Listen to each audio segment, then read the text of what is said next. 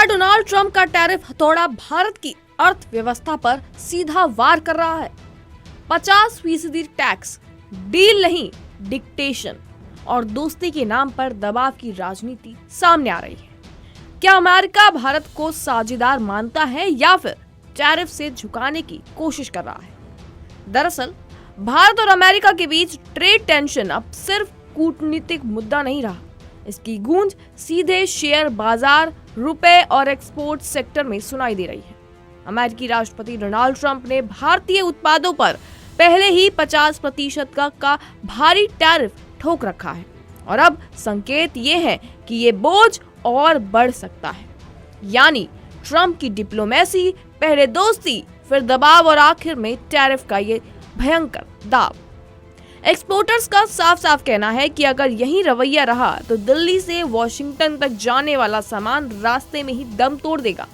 तो वहीं आपको बता दें कि Federation of Indian Exports Organisation के अध्यक्ष SC रल्हान का कहना है कि समाधान सिर्फ एक है, सीधी बातचीत और संतुलित ट्रेड डील।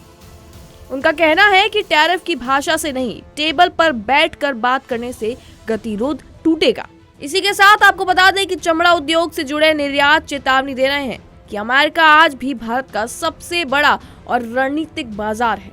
नए बाजार तलाशे जा रहे हैं, लेकिन अमेरिका को नजरअंदाज करना आत्मघाती कदम हो सकता है। तो वहीं आपको बता दें कि इंजीनियरिंग सेक्टर भी अलर्ट पर है, क्योंकि ज्यादातर एक्सपोर्टर्स का कहना है कि अगर भारत अमेरिका के बीच ट्रेड डील नहीं हुई तो अनसर्टेनिटी बढ़ेगी, निवेश गिरेगा और एक्सपोर्ट्स स्लो हो जाएंगे। यानी नुकसान सिर्फ व्यापार का नहीं होगा, भरोसे का भी होगा। तो वहीं ग्लोबल ट्रेड रिसर्च इनिशिएटिव्स के संस्थापक अजय श्रीवास्तव ने चेतावनी तक दे दी है।